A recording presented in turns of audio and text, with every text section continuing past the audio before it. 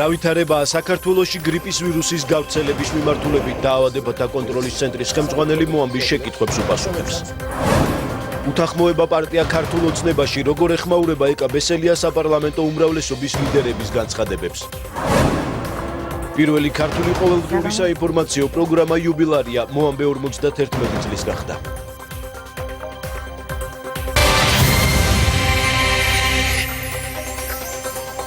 მოგესალმებით, თქვენ უყურებთ მოამბეს 18 საათზე.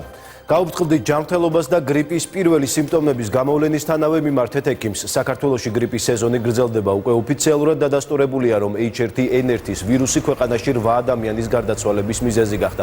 ექიმების ინფორმაციით, ყველა შემთხვევაში პაციენტებს ჰქონდათ ქრონიკული დაავადებები და გრიპმა დაგვიანებულ მიმართვიანობასთან ერთად მათი გართულება გამოიწვია.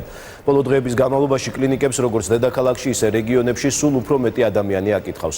ჯანდაცვის სამინისტროს ინფორმაციით, გრიპის მიმდინარე სეზონზე არსებული ვითარება კონტროლს ექვემდებარება, სოციალურად დაუცველი და ორსული მოქალაქეებისთვის უფასოდ რიგდება ანტივირუსული პრეპარატი ტამიფლუ.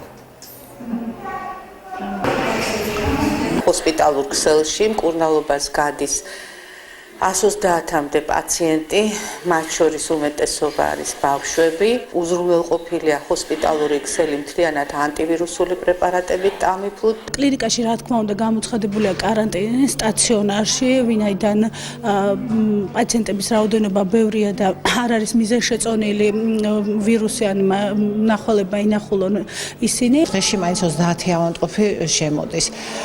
ჰოსპიტალიზაცია იმდენი არ არის. ამჟამად გვიწევს 12 ავადმყოფი. მაგრამ ამბულატორიულ მომსახურებაზე ბევრი ავადმყოფი მოგმართავს, უკეთდება პირველადი დახმარება. ძიმეს შემთხვევა ისეთი ამჟამად არავინ არ გვიწევს. კლინიკაში მკურნალობს სულ 5 ავადმყოფი, მათ შორის 1 იმყოფება კრიტიკული მედიცინის განყოფილებაში მართვით სუნთქვაზე, მისი მდგომარეობა არის მძიმე, ხოლო დანარჩენი 4 პაციენტი მკურნალობას გადის შინაგანსდეულებათა განყოფილებაში, მათი მდგომარეობა ამ წუთისთვის არის სტაბილური. უფრო ვრცლად გრიპის ვირუსზე სტუმართან ერთად ვილაპარაკებთ ამირან გამყრელიძე, დაავადებათა კონტროლისა და საზოგადოებრივი ჯანმრთელობის ეროვნული ცენტრის გენერალური დირექტორი გვერდება პირდაპირ ეთერში. მოგესალმებით, ბატონო ამირან, მადლობთ რომ მონაწილეობთ გადაცემაში. მოგესალმებით. ბატონო ამირან, დავიწყოთ გრიპის გავრცელების კუთხით, რა ვითარება გვაქვს ბოლო მონაცემებით 100,000 მოსახლეზე რამდენი ინფიცირებული მოდის? 100,000 მოსახლეზე რჩება დაახლოებით ის მონაცემები, რასაც ჩვენ ამ კვირის განმავლობაში ვაფიქსირებთ, ეს გახლავთ 277 100,000 მოსახლეზე, რაც მოგეხსენებათ ჯერ კიდევ შორს არის ეგრეთ წოდებულ ეპიდემიურ ზღვართან. ანუ საქართველოსთვის ჩვენ ეპიდემიურ ზღვარს ვანგარიშობთ 450-დან 500 100,000 მოსახლეზე. ანუ ჯერჯერობით ბოლო 4 კვირის განმავლობაში, 3-4 კვირის განმავლობაში არის მზარდი დინამიკა, თუმცა გარკვეულად პროგნოზირებთ, რომ იანვრის პირველ 2 კვირაში ეს უნდა შეჩერდეს, რამე თუ ეს ეფუძნება ეს პროგნოზი გარკვეულად ბოლო წლების მონაცემებს, როდესაც იანვრის პირველი რიცხვები უფრო მშვიდია და ეს ძირითადად დაკავშირებულია სადღესასწაულო არდადეგებთან, როგორც ბავშვების, ისე მოზრდილების და შესაბამისად კონტაქტი შედარებით ნაკლებია. ამიტომ ბოლო მონაცემები ჩვენ ამ კვირის გვექნება შეჯამებული ორშაბათისთვის და ორშაბათს მოგახსენებთ ამის შესახებ. არდადაგების დასრულების შემდეგ თუ ელოდებით გრიპით ინფიცირების რაოდენობების ზრდას, როდისთვის გადაივლის საერთოდ საქართველოში გრიპის სეზონი? გრიპის სეზონი ზოგადად ევროპაში და საქართველოში იწყება ხოლმე მე-40 კვირას და გრძელდება სეზონი დაახლოებით მე-20 კვირამდე მომავალი წლის. ზოგადად გრიპის სეზონი აქტივდება 5-8 კვირის განმავლობაში და ეს სხვადასხვა სეზონზე სხვადასხვა დროს არის ეს 5-8 კვირა. წელს როგორც გითხარით დაახლოებით 3-4 კვირის წინ დაიწყო, როდესაც პირველი ლაბორატორიულად დადასტურებული შემთხვევა ქვეყანაში გამოჩნდა გრიპის ვირუსის ცირკულაციის და ჩვენ დღეს იცით რომ ჩვენ მუდმივ მონიტორინგის რეჟიმში ვაფიქსირებთ თუ რა ვირუსები ცირკულირებენ ქვეყანაში და დღეს ძირითადად გახლავთ H1N1 ვირუსის ცირკულაცია დაახლოებით 95%-ში, ეს გახლავთ ატიპის ვირუსის H1N1-ის ქვეშტამი და დაახლოებით 5% გახლავთ H3N2, რომელიც შარშან შარშან ფიქსირდებოდა. ამავე დროს აღსანიშნავია და ამას ჩვენ მოსახლეობას ვაწვდით ინფორმაციას, რომ H1N1 უფრო მეტი ვირულენტობით და უფრო მეტი აგრესიულობით ხასიათდება და ამიტომ პროფილაქტიკური ზომები, ამიტომ პრევენციული ზომები უფრო ინტენსიურად უნდა გატარდეს მოსახლეობაში და განსაკუთრებით რისკ ჯგუფებში, რომ თავიდან ავიცილოთ გართულებები, მათ შორის ფატალური გართულებები. უფრო კონკრეტულად რო შევახსენოთ კიდევ ერთხელ ჩვენს მაყურებელს, რა პროფილაქტიკურ ზომებს უნდა მიმართონ მათ? პროფილაქტიკური ზომებიდან საუკეთესო გახლავთ პრევენციული ღონისძიება მოგეხსენებათ გრიპის საწინააღმდეგო აცრა, რომელიც კულტურაც ქვეყანაში იზრდება ყოველწლიურად. წელს ჩვენ სახელმწიფოს ხარჯზე ავცელით 51,000 რისკ ჯგუფის ადამიანი, რაც ორჯერ მეტია ვიდრე შარშან სეზონზე და ეს სულ უფრო და უფრო მზარდი იქნება. კერძო სექტორმაც დაახლოებით 15,000 აცრა, რაც კარგია თავისთავად, რომ ეს კულტურა აცრისა ქვეყანაში იზრდება, მაგრამ თვითონ უკვე სეზონზე, რა თქმა უნდა, მთავარი გახლავთ ზოგადი ჰიგიენური და სანიტარული წესების დაცვა. ეს გახლავთ ხშირად ხელების დაბანა, განიავება საცხოვრებელი ბინისა თუ სამუშაო ადგილის, ველი წესით დალაგება, თავის არიდება დიდი თავშეყრის ადგილების და რაც მთავარია პირველივე სიმპტომების გაჩენის შემთხვევაში გრიპის და ეს სიმპტომები გახლავთ მოგეხსენებათ მაღალი ცხელება, როცა 38 ნახევარზე მეტია ბავშვი ან მოზრდილში, შესაბამისად ინტოქსიკაციის ნიშნები, თავის ტკივილი, გულისრევა, შეიძლება პირღებინებაც ყელის ტკივილი, ზოგადი დამტვრეულობა აუცილებელია რომ მივმართოთ ექიმს. განსაკუთრებით მოწყვლადი ჯგუფები მყავს მხედველობაში. ესენი გახლავთ პირველ რიგში ბავშვები, მოხუცები და ასევე ქრონიკული დაავადებებით ავადმყოფები. ეს გახლავთ გულსიზრდ დაავადებებით ავადმყოფები, ვისაც აქვს გადატანილი ინფარქტი ან თავის ტვინში სისხლის მიმოქცევის შემდგომი მდგომარეობა, დიაბეტით ავადმყოფები, ფილტვების ქრონიკული ობსტრუქციული დაავადებებით, როგორც გახლავთ ასთმა, ემფიზემა, ქრონიკული ბრონხიტი. ამ ქრონიკული დაავადებებით ავადმყოფები უნდა იყვნენ განსაკუთრებით ფრთხილად, რამე თუ გრიპი კიდევ უფრო ამძიმებს მათ დაავადებებს და განსაკუთრებით ვსარგებლობ თქვენი ეთერით და მინდა მივმართო ორსულ ქალბატონებს. რამე თუ ეს ვირუსი და გრიპის ვირუსი ზოგადად და განსაკუთრებით ეს შტამი განსაკუთრებული ტროპიზმით ხასიათდება ფეხმძიმე ქალბატონებისადმი, როგორც თვითონ ქალბატონის, ისევე ნაყოფის მიმართ. ამიტომ ქალბატონს ორსულს, რომელსაც ექნება პირველივე სიმპტომები, ანუ მომატებული ტემპერატურა და ინტოქსიკაციის ნიშნები, აუცილებელია, რომ პირველივე დღეს მიმართოს ოჯახის ექიმს და ასევე თავის მიან გინეკოლოგს და იმართოს შემდგომ მისი პროცესი მათი რეკომენდაციის მიხედვით, რათა თავიდან ავიცილოთ გართულება. მათთვის ორსულებისთვის, როგორც სოციალურად დაუცველებისთვის გათვალისწინებული არის უფასო პრეპარატი ტამიფლუ. რას ურჩევთ სხვა მოქალაქეებს, ბატონო ამირან, როდის შეიძლება მიიღონ მათ ეს მედიკამენტი და რამდენად არსებობს ქვეყანაში საკმარისი მარაგი? უკვე მათ შეუძლიათ დღეიდან ეს მიიღონ. ყველა მუნიციპალური საზოგადოებრივი ჯანდაცვის ცენტრში საქართველოს მასშტაბით დევს გარკვეული მარაგი, დღეს დარიგდა ჩვენგან 2000 კოლოფი მთელი საქართველოს მასშტაბით საზოგადოებრივი ჯანდაცვის ცენტრებში და ორი მოწყვლადი ჯგუფისთვის არის ეს პირველ რიგში ორსული ქალბატონებისთვის და ასევე სოციალურად დაუცველი პირებისთვის, რომლებიც მიმართავენ ან თვითონ ან მათი ოჯახის წევრი ფორმა ასით, ანუ ექიმის დანიშნულებით ინიშნება ყოველთვის ტამიფლუ, არ შეიძლება რომ ტამიფლუ თვითონ მიიღოს ადამიანმა, ექიმმა უნდა დანიშნოს ეს. შესაბამისი 100 ფორმის მიხედვით საზოგადოებრივი ჯანდაცვის ცენტრები გასცემენ ამ ჯგუფის ადამიანებზე უფასოდ ამ ანტივირუსულ პრეპარატს და ასევე აუცილებელია ცოდნა, რომ ანტივირუსული ამ პრეპარატის მიღება განსაკუთრებით ეფექტურია პირველი 48 საათის განმავლობაში დაწყება მისი მიღების გრიპის სიმპტომების დაწყებიდან. ბატონო ამირან, თქვენი ინფორმაციით, რამდენად საკმარისად არის მედიკამენტი ტამიფლუ სააფთიაქო ქსელში? სააფთიაქო ქსელში დღეს მე კიდევ მოვიკითხე, დღეს კიდევ ავერსის და გეფას ქსელში შევიდა დამატებითი რაოდენობა, გარკვეული რაოდენობა ტამიფლუსი, ასევე თვითონ მქონდა კომუნიკაცია დღეს მის მწარმოებელი, იცით, ერთადერთი კომპანია, რომელიც ტამიფლუს აწარმოებს, ეს გახლავთ როშის წარმომადგენლობასთან. მომავალ სამშაბათს ასევე შემოდის ქვეყანაში გარკვეული სერიოზული მარაგი, რომელიც არის ჯანდაცვის სამინისტროსთვის და ასევე კერძო ქსელისთვის და დარწმუნებული ვარ, რომ არ უნდა შეიქმნას დეფიციტი ქსელში. ბატონო ამირან, ბოლოს მინდა გკითხოთ, გასული წლების განმავლობაში ეპიდემიურ ნიშნულზე გრიპის გავრცელება რამდენჯერმე ავიდა. წელს წლევანდელ სეზონზე რამდენად არსებობს საფრთხე, რომ ეს ნიშნული განმეორდეს, ჩვენ მივიღოთ ეპიდემია, ეს საშიშროება და რამდენად არის ჩვენი ჯანდაცვის სისტემა მზად, რომ ასეთ ვითარებას გაუმკლავდეს? პირველ რიგში მოგახსენებთ, რომ ჯანდაცვის სისტემა სრულად მზად არის, არსებობს მინისტრის სპეციალური ბრძანება და არსებობს შესაბამისი გაწერილი გეგმა თუ რა დონის თქვათ გავრცელებაზე როგორ იქცევა ჯანდაცვის სისტემა, ანუ როგორია პასუხი ჯანდაცვის სისტემის და ამის მიხედვით მოქმედებს ჯანდაცვის სისტემა. განსაკუთრებით მაღალი იცით იყო 2009 წლებში გრიპის სეზონზე, როდესაც პანდემიური გრიპის პანდემია იყო მთლიანად მთელ სოფლიოში, მაშინ და მას შემდეგაც 2012-13 წლებში და 14-15 წლებში იყო სერიოზული ზრდა, მაგრამ ჩვენ არასოდეს არ გადავცილები ვართ გარდა 2009 წლისა ეპიდემიურ ზღვარს და ჩვენ ძალიან დიდი იმედი გვაქვს, რომ წელსაც ეპიდემიურ ზღვარს არ გადავცილდებით. ყოველ შემთხვევაში ჯერჯერობით ამისი სიმპტომები არ გახლავთ.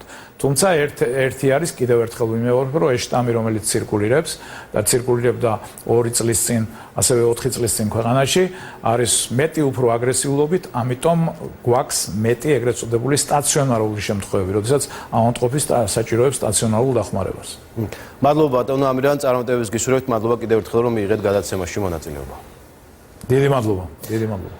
ამირან გამყრყნელიძე პასუხობდა მოამბის შეკითხვებს. გრიპის სეზონი გრძელდება. გრიპის პირველივე ნიშნების გამოვლენის შემთხვევაში მოქალაქეებმა აუცილებლად უნდა მიმართონ ექიმს. ასეთია მედიკომესების რეკომენდაცია. განვაგრძობთ გამოშვებას. ხუთავი აირით ინტოქსიკაციის ახალი შემთხვევები დაფიქსირდა. გამთენიისას ქალაქ რუსთავში 8 ადამიანი მოიწამლა. მესხიშვილის ქუჩაზე ინტოქსიკაცია 2 ქალმა და მცირეწლოვანმა ბავშვმა მიიღეს. ახმეტელის ქუჩაზე კი ბუნებრივი აირის ნამწვით ოჯახის 6 წევრი მოიწამლა. სასწრაფო დახმარების ბრიგადებმა პაციენტები ქალაქის ცენტრალურ საავადმყოფოში და კლინიკა რუსთავში გადაიყვანეს. ყველა მათგანი ამ დროისთვის უკვე გაწერილია სახლში. ხუთივე მათგანი იყო შემოყვანილი ოჯახიდან, ხუთივე მათგანს აღენიშნებოდა ნახშირჟანგით ინტოქსიკაციის სიმპტომები. ჩვენს კლინიკის ემერჯენსის განყოფილებაში ჩაუტარდა პირველადი სამედიცინო დახმარება. ხუთივე მათგანის მდგომარეობა იყო საშუალო სიმძიმის. ჩატარებული დახმარების ფონზე ყველა მათგანის მდგომარეობა გახდა სტაბილური. ყველა მათგანი ამ ეტაპისთვის გაწერილია კლინიკიდან. უამინდობა ბათუმში არსებული ინფორმაციით რამდენიმე ადამიანი უკვე დაშავდა. ბოლო ინფორმაციას ბათუმიდან ჩვენი კორესპონდენტი მერაბ წულუკიძე მოგვაწვდის, რომელიც პირდაპირ ეთერში გვერდება. მერაბ, სად იმყოფები ახლა და რა ვითარებაა ქალაქში? მე ახლა ჭავჭავადის გამზირზე ვიმყოფები, ვასკა აქ რამდენიმე წუთის წინ მოხდა შემთხვევა. შეიძლება ითქვას, რომ დღის განმავლობაში იყო საკმაოდ მშვიდი, მზიანი ამინდიც კი საღამოს ამოვარდა ძლიერი ქარი და ჭავჭავადის ქუჩაზე 9 სართულიანი კორპუსის სახურავი დააზიანა. შეიძლება ითქვას, რომ კორპუსის სახურავის ნახევარი პრაქტიკულად გადმოვარდა ქუჩაზე და შეიძლება ითქვას, რომ შემთხვევების წყალობით მოხდა ნაკლები დაზიანებები, იმიტომ რომ იყო პიკის საათი და პიკის საათზე ეს ქუჩა არის გადატვირთული ავტომანქანებით. მხოლოდ რამდენიმე ავტომანქანა დაზიანდა შემთხვევის შედეგად. შემთხვევა ორჯერ განმეორდა, ჯერ გადმოვარდა სახურავის ერთი ნაწილი, შემდეგ კი მეორე ნაწილი და მეორე ნაწილის გადმოვარდნის დროს დაშავდა 2 ადამიანი. 2 ადამიანი გაიყვანა სასწრაფო დახმარებამ ამ ტერიტორიიდან. ჯერჯერობით სხვა დაშავებულების შესახებ ინფორმაცია არ ვრცელდება. ამ დროისთვის მიმდინარეობს სამაშველო სამსახურის მიერ ტერიტორიის გაწმენდა.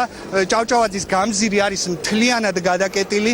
მე ახლა კაცში ვხედავ აჭარის საგანგებო სიტუაციათა სამსახურის უფროსს, რომელსაც ვთხოვ, რომ მოგვაწოდოს ბოლო ინფორმაცია არსებული სიტუაციის შესახებ. ბატონო ირაკლი, თუ შეიძლება. ბატონო ირაკლი, ეპიცენტრი რაც იყო სასწრაფო გასახსენებლები, ყველგან რეაგირება გაკეთებულია. ბატონო ირაკლი, რა სიტუაციაა აქ? როდის მოხდა ეს შემთხვევა, რამდენი ავტომანქანა დაშავდა, თქვენი ინფორმაციით რამდენია ზოგადად ადამიანი დაშავდა? ეს აღნიშნული ჭავჭავაძის ქუჩაზე უბრალოდ ჩვენი დეპო ახლოს მდებარეობს, საიდანაც მოხდა თვითხილვა თუ როგორ ცვიოდა შესაბამისად მაღალი კორპუსიდან სახურავი და მოვახდინეთ დროული რეაგირება. პირველ შემთხვევაზე იყო 2 ავტომობილი ავტომანქანა დაზიანებული, უკვე განმეორებით ძლიერი ქარის შედეგად კიდე განმეორებით ჩამოვარდა აღნიშნული საცხოვრებელი სახლიდან სახურავი, ის დროსაც 2 მოქალაქე დაშავდა. ბატონო ირაკლი, ეს ქუჩა არის ამ დროისთვის საკმაოდ გადატვირთული ავტომანქანებით, როგორ მოხდა, რომ მხოლოდ 2 ავტომანქანა დაზიანდა ამ შემთხვევაში? ანუ მცირე ნაწილი გადმოვარდა? თავიდან შედარებით მცირე ნაწილი იყო, მეორე განმეორებაზე შედარებით ცოტა დიდი ნაწილი იყო და სხვა შემთხვევებით თუ აქ ქალაქში რამდენი გამოძახებაა ზოგადად ამ დროისთვის? ამ დროისათვის არის დაახლოებით 22 გამოძახება. ყველაზე რეაგირებარი გაკეთებული, სადაც გზები იყო ჩახერგილი, მიმდინარეობს აღდგენითი სამუშაოები. ანუ მნიშვნელოვანი ზიანი არის ამ დროისთვის ქარი ჩადგან. წინასწარი ინფორმაცია.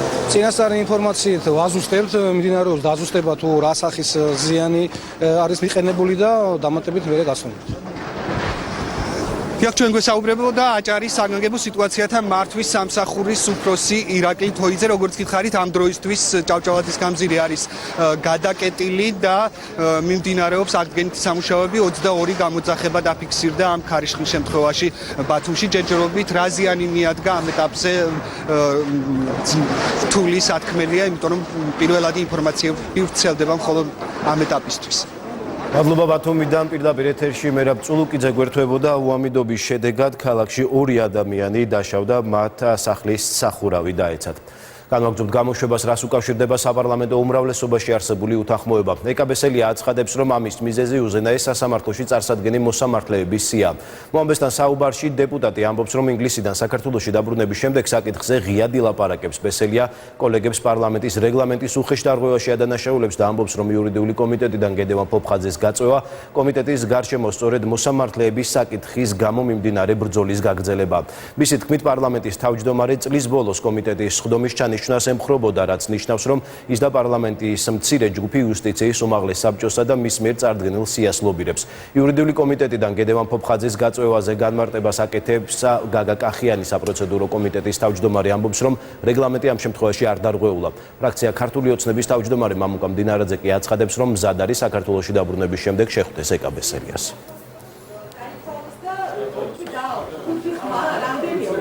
სამწუხაროა, რომ იურიდიული კომიტეტი ბრძოლის პოლიგონად გადააქცია იმ პატარა ჯგუფმა, რომელსაც აქვს ღია ინტერესი და ლობირებს უზენაეს სასამართლოში დასანიშ კანდიდატთა წარმოდგენილ სიას. რომ გედი ფოფხაძესთან დაკავშირებული გადაწყვეტილება იყო ამ ბრძოლის გაგრძელება. ეს პროცედურა დაირღვა ნამდვილად, იმიტომ რომ როდესაც არჩეულია თავმჯდომარის პირველ მოადგილედ ადამიანი, რომელმაც თავმჯდომარის მოვალეობა უნდა შეასრულოს და ამ დროს ფრაქცია გაიწვევს თავის წევრს, ამით ეს პირდაპირ ნიშნავს, რომ კომიტეტის გადაწყვეტილებას ცვლის და კომიტეტის გადაწყვეტილების აღსრულებას ხელს უშლის. ეს იყო პოლიტიკური გადაწყვეტილება და პოლიტიკური სისუსტე, მე ვიტყოდი.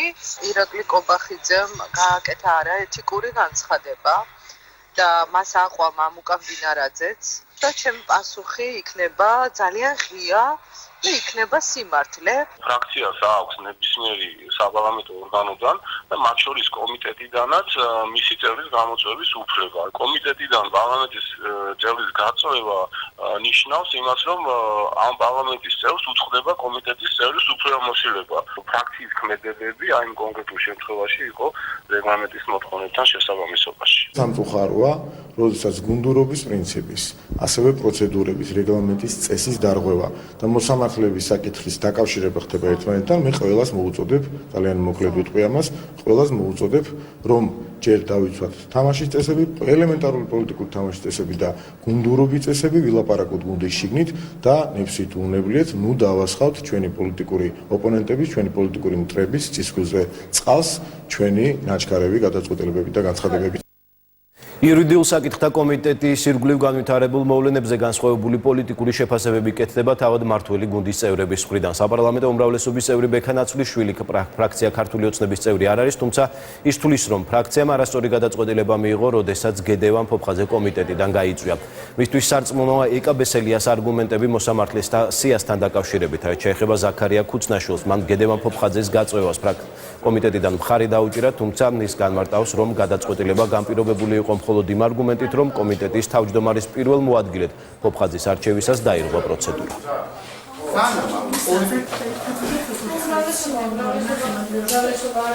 მე უფრო ფიქრობ, რომ დაპირისპირება ნიშნებია, განსხვავების ნიშნებია მმართველობის წესთან დაკავშირებით. სადაც არიან ძველები ცერთ მხარეს დაახლების და ძველების დაახლების მეორე მხარეს. თავად გედის არ გაუპროტესტებია გუშინდელი პროცესი, თავად გედის არ გაუპროტესტებია, მან თქვა, რომ მას არ აქვს მორალური თქვათ გაკიცხვის სურვილი ფრაქციის წევრების მიმართებაში, იმიტომ რომ მართლაც ფრაქციის უფლება რომელი კომიტეტში ვინ წარადგინოს ამ ნაწილში რეგლამენტი არ დარღვეულა. ორი საფუძველი დაედო გადაწყვეტილებას, ერთი რეგლამენტის დარღვევა და მეორე პოლიტიკური შეუთანხმებლობა. მე პირველ ნაწილში დაუჭირე მხარი, რომ რეგლამენტი მართლაც დაერღვა პირველი მოადგილის არჩევისას, ხოლო მეორე ნაწილში გავაკეთე ჩემი დათქმა, რომ ამ მეორეს პოლიტიკურ შეფასებას არ ვიზიარებდი. ამ ესე გადაწყვეტილებამ არ დატოვა, თქვა, ჩემში ის თავისუფლება თითქოს ეს იყო პროცედურული, შესაძლო პროცედურული დარღვევების გამო მიღებული გადაწყვეტილება, არამედ ეს იყო გარკვეული თვალსაზრისით, ესე იგი მიზანმიმართული ქმედება გედევან ფოფხაძის მიმართ, ხო? ანუ გარკვეული თვალსაზრისით დასჯა გამოვიდა გედევან ფოფხაძის. ყოველ შემთხვევაში ეს შეფასება დატოვა ჩემს. იკა ბესელიას, ესე იგი, დამოკიდებულება უფრო უკეთესად ვიცი ამ საკითხის მიმართ, ვიდრე ირაკლი კობახიძეს. რადგან ეს ასია, რადგან ეკა ბესელიას გაცხადებული აქვს ეს, რომ სწორედ მოსამართლეების საკითხს უკავშირდება ამ შემთხვევაში მისი გადაწყვეტილება, ამიტომ მე მისი მჯერა, იმიტომ რომ მასთან ჰქონდა მე კომუნიკაცია და არა ამ შემთხვევაში ირაკლი კობახიძე.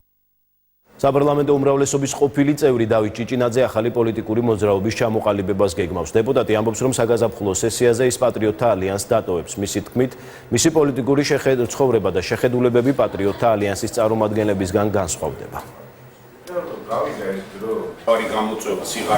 პატრიოტთა ალიანს რო არ დაშლოდა ფრაქცია მე შევეხიდებათ, იმიტომ რომ მათ მიერ წარმოდგენილი იყო საკმაოდ მნიშვნელოვანი ინიციატივა სააკაშვილი ბოკერიას რეჟიმთან მიმართებაში და ეს რო არ ჩავარდნილიყო ეს ინიციატივა და დამდგარიყო პლენარულ სხდომაზე მოსასმენად, მე ამას შევედი. მე ვფიქრობ, ჩემი მისია ამ მიმართულებით ამოწურულია, შესაბამისად ეხა პატრიოტთა ალიანსი საკმაოდ კარგი გუნდია, საკმაოდ კარგი მხარდაჭერაც აქვს, მაგრამ არის გარკვეული საკითხები, რომელშიც ჩვენი ხედვები არ ემთხვევა. 4 პირი დააკავეს სამართალდამცავებმა ნარკოდანაშაულის ბრალდებით, მათ შორის არიან საქართველოს, თურქეთის და ირანის მოქალაქეები. გამოძიების ინფორმაციით, ირანის მოქალაქე სასაზღვრო გამშვები პუნქტის გვერდის ავლით საქართველოში ცდილობდა 8 კილოზე მეტი ჰეროინის შემცველი ნარკოტიკი შემოეტანა. ასევე დაკავებულია ირანის კიდევ ერთი მოქალაქე, რომელიც სარფის საბაჟო გამშვებ პუნქტთან აიყვანეს. თურქეთის მოქალაქე კი ბათუმში დააკავეს. გამოძიების ცნობით, მისი პირადი და ბინის ჭხრიკისას აღმოჩენილია ნარკოტიკული საშუალებები. გამოძიება დაკავებულებს განსაკუთრებით დიდი ოდენობით ნარკოტიკის უკანონო შეძენა შენახვას ედავება.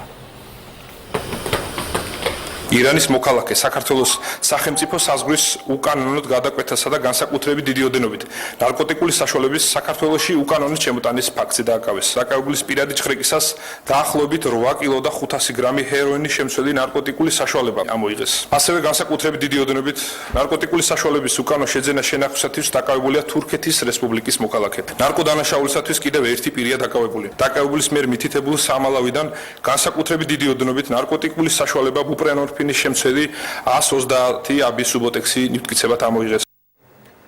ხოროვოს ქუჩაზე მოკლული არასრულწლოვანის მამა ზაზა სარალიძე რამდენიმე მხარდაჭერთან ერთად ვაკე-საბურთალოს რაიონის პოლიციის განყოფილებაში იმყოფებოდა. როგორც სარალიძე აცხადებს, გუშინ პარლამენტის შენობასთან აქციაზე ვაკე-საბურთალოს პოლიციის განყოფილების უფროსი მივიდა და უთხრა შეკრებილებს, რომ რამდენიმე პირის, მათ შორის სარალიძისა და მაჩალიკაშვილის მიმართ სამართალდამცავების შეურაცხყოფის ფაქტზე დაწყებულია გამოძიება.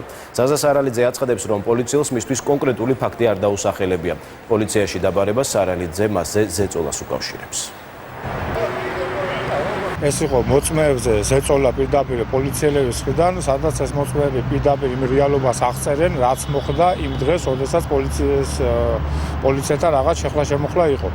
მიდის ამ მოწმეებზე ზეწოლა. ამასთან დაკავშირებით დავაფიქსირეთ განაცხადში. ეჭვით არის დადასტურებული, რომ მიმდინარეობს გამოძიება, თუმცა ჯერჯერობით ჩვენთვის უცნობია რა ფაქტთან დაკავშირებით. კი გუშინ განაცხადეს, რომ ეს იყო 11 სექტემბრის ფაქტთან, ეპიზოდთან დაკავშირებით, მაგრამ ეს არის მხოლოდ მისი განცხადება, რომელსაც არც წარუდგენია, არც ვინაობა, არც სამსახურებრივი მოწმობა.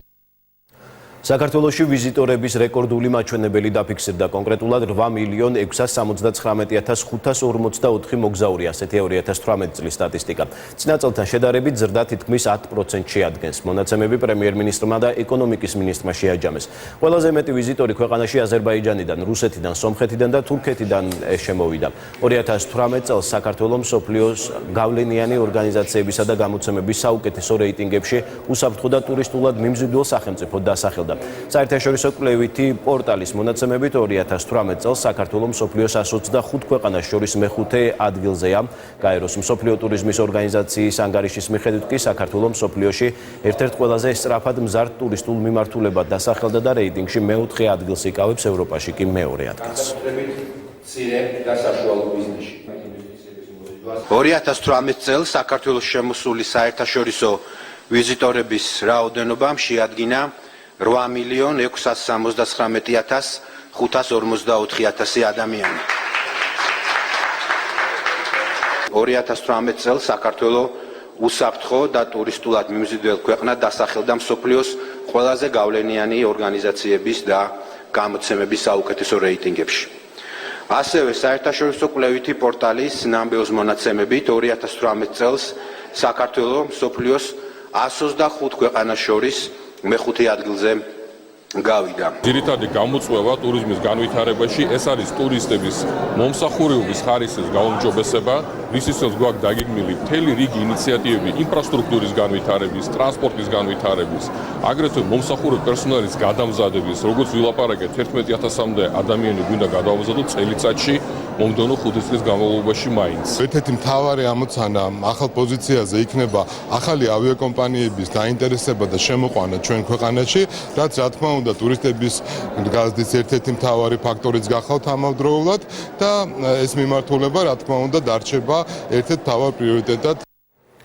რეკორდულ ნიშნულზეა ღვინის ექსპორტის მაჩვენებელი საქართველოს დამოუკიდებლობის ისტორიაში. ქვეყნიდან რაოდენობრივად ყველაზე მეტი ღვინო სწორედ 2018 წელს გავიდა. შესაბამისად დაფიქსირდა ღვინის ექსპორტიდან მიღებული რეკორდული შემოსავალიც. 2018 წელს საქართველოსდან მსოფლიოს 53 ქვეყანაში 86,200,000 ბოთლი ღვინო გავიდა. ზრდამ 2017 წელთან შედარებით 13%-ს მიაღწია. ექსპორტირებული ღვინის ღირებულება 203 მილიონ ამერიკულ დოლარს შეადგენს. ეს 20%-ით მეტია ვიდრე გასულ წელს. გაიზარდა ექსპორტიური კომპანიების რაოდენობაც. საქართველოსდან ღვინის ექსპორტიორი ქვეყნების ათეული კი ასე გამოიყურება: რუსეთი, უკრაინა, ჩინეთი, ყაზახეთი, პოლონეთი, ლატვია, ბელარუსი, ესტონეთი, ლიეტუვა და გერმანია. საქართველოს დამოუკიდებლობის აღდგენის შემდეგ ღვინის ექსპორტის თვალსაზრისით რეკორდული მარჩვენებელია, როგორც რაოდენობის მხრივ, ასევე იმ თანხის მხრივ, რაც ამ პროდუქციამ მოუტანა ქვეყანას. ეს არის იმ გრძელვადიანი პროგრამების დამსახურება, რომელიც 2013-2014 წლიდან მოქმედებს საქართველოს ღვინის ეროვნულ სააგენტოში. პირველ რიგში ეს არის პროგრამა, რომელიც სპეციალურად არის განკუთვნილი ქართული ღვინის პოპულარიზაციის, ასე ვთქვათ, მიზნებისთვის. პროგრესულ დემოკრატიული მოძრაობის წევრები აცხადებენ, რომ ვალების ჩამოწერის პროგრამა ხარვეზებით მიმდინარეობს. მოძრაობის წევრი ლაშა სტურო ამბობს, რომ მათ ორგანიზაციას უკვე 700-ზე მეტმა მოქალაქემ მიმართა, მათ შორის ყველაზე ხშირად ისეთი მოქალაქეები არიან, ვისაც ორი პრობლემული სესხიდან მხოლოდ ერთი გაუნულდა. მოძრაობის წევრებმა დღეს მთავრობის ადმინისტრაციაში განცხადება შეიტანეს და საკითხით დაინტერესება პრემიერ-მინისტრს თხოვეს. რაკეღა ეს პრობლემები გამოვლინდა, ამ პრობლემების შემსწავლელი ერთგვარი სამთავრობო დროებითი, რა თქმა უნდა, კომისია შეიქმნას ყველა დაინტერესებული მხარის ჩართულობით, მათ შორის NGO-ების ჩართულობით, მათ შორის პოლიტიკურად დაინტერესებული ადამიანების ჩართულობით სიტყვაზე და შეიქმნას ეს კომისია, რომელიც პირველ რიგში შეისწავლის ამ მიზეზებს, გამოავლენს ამ მიზეზებს და მერე შემდგომ აღმოფხვის. სრულიად საქართველოს კათოლიკოს პატრიარქი იუბილარია. ილია მეორეს 86 წელი შეუსრულდა. ილია მეორე ერისკაცობაში ირაკლი შიოლაშვილი 1923 წლის 4 იანვარს ვლადიკავკაზში გიორგი ღუდუშაურ-შიოლაშვილისა და ნატალია კობაიძის ოჯახში დაიბადა. ვლადიკავკაზის 22 საშუალო სკოლის დამთავრების შემდეგ სწავლა მოსკოვის სასულიერო სემინარიაში განაგრძო. 1957 წელს ირაკლი შიოლაშვილი ბერად აღიკვეცა და მას ილია ეწოდა. ამას მოყვა სიონის საპატრიარქო ტაძარში იერო დიაკვნად და ხელდასმა. შემდეგ წმინდა სერგის მონასტრის ლავრაში მღვდელ მონაზვნად კურთხევა. სამშობლოში დაბრუნების შემდეგ დაინიშნა ბათუმის საკათედრო ტაძარში მღვდელმსახურად. აყვანილ იქნა იღუმენის წოდებაში, შემდეგ კი არქიმანდრიტის ხარისხში. 1963 წლის 26 აგვისტოს დაინიშნა კათოლიკოს პატრიარქის ქორეპისკოპოსად, იყო მცხეთის სასულიერო სემინარიის პირველი რექტორი. 1969 წელს აყვანილ იქნა მიტროპოლიტის ხარისხში, რასაც პატრიარქის მოსაყდრეობა მოყვა.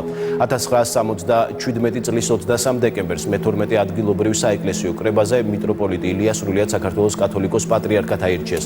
25 დეკემბერს კი მოხდა მისი აღსაყდრება საპატრიარქო ტახტზე. მოამბე 51 წლის არის. კიდევ ერთი უმნიშვნელოვანესი ეტაპი ქართული ტელევიზიის ისტორიაში 1968 წლის 4 იანვარს დაიწყო. ინფორმაციის რედაქციამ თამაზ ხომერიკის ხელმძღვანელობით სატელევიზიო ბადეში პირველი ყოველდღიური საინფორმაციო პროგრამა მოამბე ჩაუშვა. ნახევარსაათიანი გადაცემა საქართველოსა და საბჭოთა კავშირის სხვა რესპუბლიკებში მიმდინარე მოვლენების გაშუქებას ეთმობოდა. დროსთან ერთად იცვლებოდნენ წამყვანები, ჟურნალისტები, ტექნიკური პერსონალი, სტუდიები, ვიზუალური გაფორმება, თუმცა უცვლელი დარჩა სახელწოდება მოამბე. მოამბის ისტორიაში იყო არაერთი გარდამტეხი ეტაპი, რომლის ამსახველი ვიდეო მასალა დღეს უკვე პირველი არხის უნიკალური არქივის საკუთრებაა. ტელევიზია ხოცით ისეთი ფენომენია, რომ სულ არის რაღაცა და ისეთი მუშაობა ოპერატიული, აი დუხს ცხოვრება დუხს ტელევიზიაში და ესე იყო იქაც და ესენი ყველანი იყვნენ ისეთი პროფესიონალები, არ ვიცი, ერთმანეთზე უფრო უკეთესი. მე იმ თაობას ვეკუთვნი, რომელიც 1980 წელს მოვიდა ტელევიზიაში. მაშინ ჩვენი თავმჯდომარე ნუგზარ ფოფაძე იყო, ხოლო მოამბის ხელმძღვანელი ბატონი თამაზ ხომერიკი. 4 ახალგაზრდა შემოვედით ერთდროულად მოამბეში 1980 წლის დასაწყისში. ძალიან საინტერესო პერიოდი იყო, მთელი ეს 20, თითქმის 20 წელი მეტი ვიმუშავეთ ამ ტელევიზიაში. მაშინ კონკურენცია არ იყო მართალია, მაგრამ სამაგიეროდ იყო ეგრეთ წოდებული უძრაობის ხანა. თუმცა ამ უძრაობის ხანაშიც პაულობდით ბევრად ძალიან საინტერესო მასალებს. მინდა რომ მოამბეს და მის თელ კოლექტივს მიულოცო ეს თარიღი და ბედნიერი ვარ რომ მუშაობდი მან და ჩემი საყვარელი ხალხიც მანდ იყო თამაზ ხომერიკი, ზელონ კაცია, ჯემშერ კახნიაშვილი, ამირან ბარდაველიძე და რამდენი ლია ბურჭულაძე. დღეს ჩვენი ტელევიზიის დაბადების დღეა. ჩვენი საერთო ტელევიზიის ეს იყო ყველაზე დიდი და პირველი ტელევიზია და მე მინდა რომ თქვენ დღევანდელმა თაობამ და მომავალმა თაობამ ტრადიციები არ დაივიწყოთ. კეთილი ტრადიციები, რადგან ცუდი ტრადიცია არ არსებობს. ახალი ამბების სურდო თარგმანს ესმა იაკობაშვილი უძღვებოდა. ყველა სიახლეს 7 ენაზე გაეცანით ერთი ტივიჯიზე. მოამბე 18 საათზე კი დღეს ამით დასრულებულია. გმადლობთ რომ გიყურებთ.